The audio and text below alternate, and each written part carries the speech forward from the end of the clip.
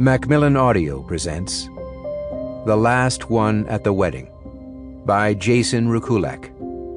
Read by John Pirhalla.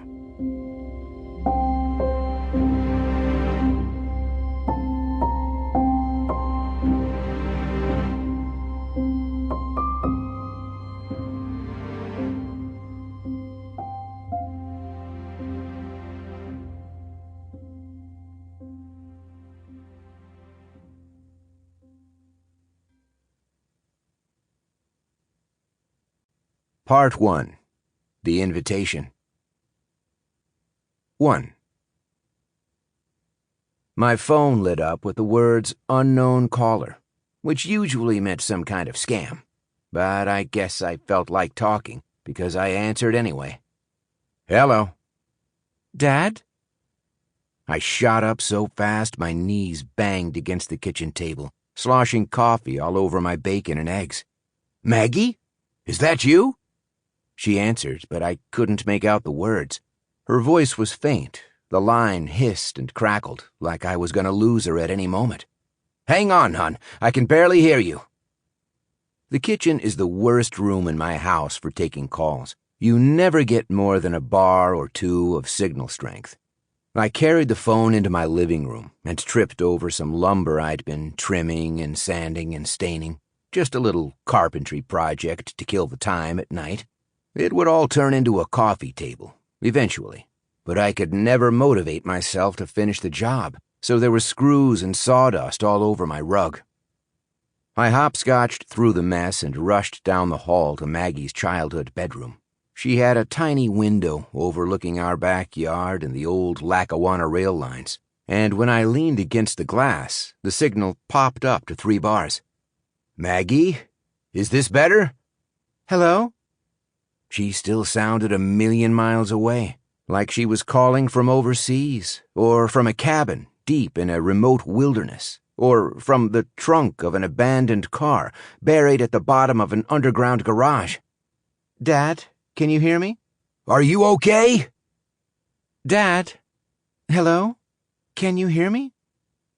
I mashed the phone to my ear and shouted, Yes, yes, I could hear her.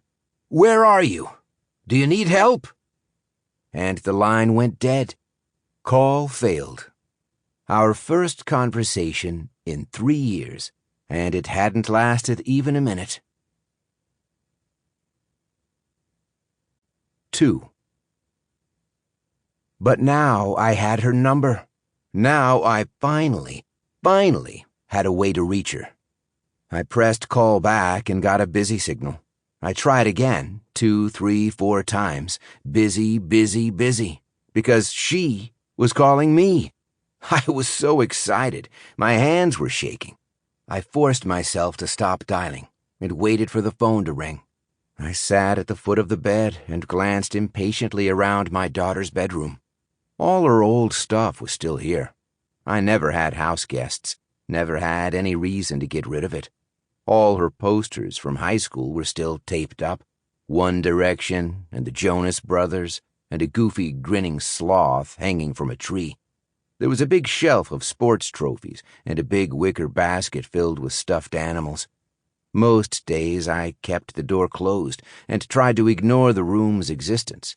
But every so often, more than I care to admit, I'd come inside and sit on her giant beanbag chair and let myself remember when we were all still here and still acting like a family.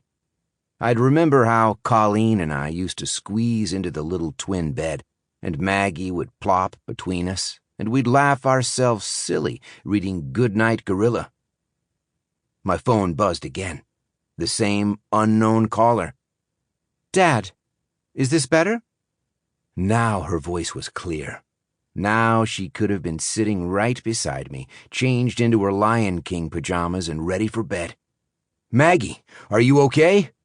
I'm fine, Dad. Everything's fine. Where are you? I'm home. I mean, my apartment in Boston. And everything...